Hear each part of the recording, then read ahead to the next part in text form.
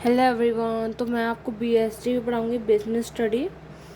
तो जो अपना पहला चैप्टर है वो nature and significance of management. तो पहले अपन जानते हैं व्हाट इज़ मैनेजमेंट। बेटा management is a process of getting things done with the aim of achieving goals effectively and efficiently. मतलब बेटा आप एक चीज़ सोचो, आप पढ़ाई कर रहे हो तो आप एक सोचते हो कि आपका एक गोल होता है कि भाई मुझे ये गोल तक पहुंचना है, उसके लिए मुझे प्रॉपर मैनेज करना पड़ेगा कि मुझे इतने टाइम स्टडी करनी पड़ेगी, इतने टाइम ये करना पड़ेगा। तो आप पूरा क्या करते हो, मैनेजमेंट करते हो।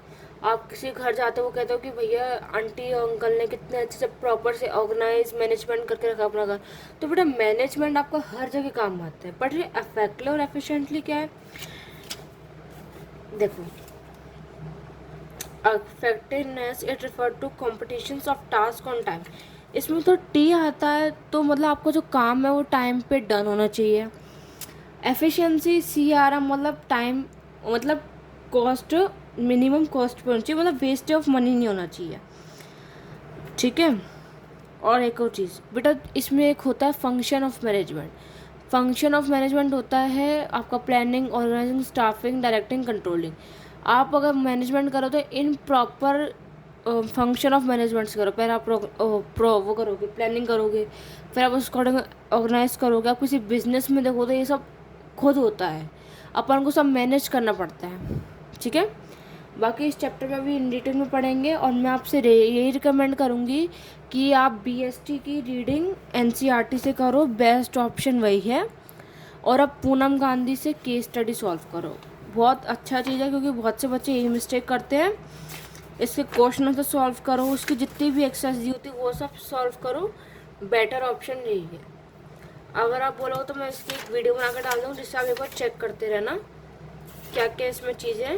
ये आपके 8 चैप्टर है, 2 बुक्स है, एक आपकी पूरी फाइनेंशियल के अकॉर्डिंग है, एक आपकी पूरी ये प्लानिंग मैनेजमेंट के अकॉर्डिंग है। जो आपका ये चैप्टर्स है, पहला मैनेजमेंट है, फिर प्रिंसिपल ऑफ मैनेजमेंट, फिर बिजनेस एनवायरनमेंट, फिर planning, organizing, staffing, directing, controlling. ठीक है, ये फर्स्ट चैप्टर है। इसकी रीडिंग करते जाओ, जो इम्पोर्टेंट लगे वो सब लिखते जाओ, इसकी कैरेक्टरिस्टिक्स पे ध्यान दो। ठीक है, जैसे इम्पोर्टेंट लिखते हो। Dynamic means keep on changing, ये सब आपके काम आएंगे। Management as art, science, profession क्या है आपका मैनेजमेंट, ये सब पढ़ेंगे अपन फर्स्ट चैप्टर में। लेवल्स ऑफ मैनेजमेंट, जिसमें आप लेवल्स पढ़ोगे, मैं आपको बताती हूँ, टॉप, मिडिल और लोअर, जिसको आप सुपरवाइजर भी कह सकते हो, मैं बताती हूँ। मेरे को अपने नोट्स की भी वीडियो बनाकर डाल दूँगी, जैसे टॉप पे कौन आता है, मिड में कौन आता है, लोअर में कौन आता है, पावर ऑफ डिसीजन कौन लेता है। ठीक है, डायरेक्टर्स कहाँ आते हैं, चेयरमैन कहाँ आते हैं, सीईओ, सीएफओ ये कहाँ आते हैं, परचेज मैनेजर, सेल्स मैनेजर कहाँ आते हैं, सब सुपरवाइज़र, सेक्शन ऑफिसर कहाँ आते हैं, ये सब ये आप पढ़ोगे टॉप लेवल में, सब इस इन डिटेल पढ़ोगे इसके बारे में। ठीक है, ऐसे फिर आप क्वेश्चन आंसर सॉल्व करना अपने एनसीईआरटी से। ये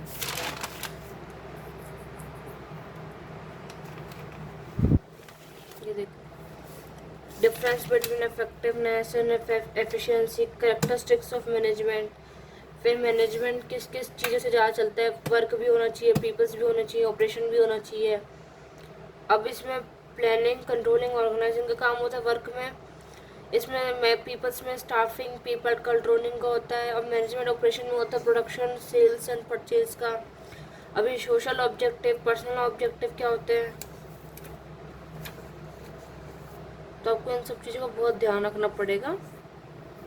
थैंक यू एवरीवन।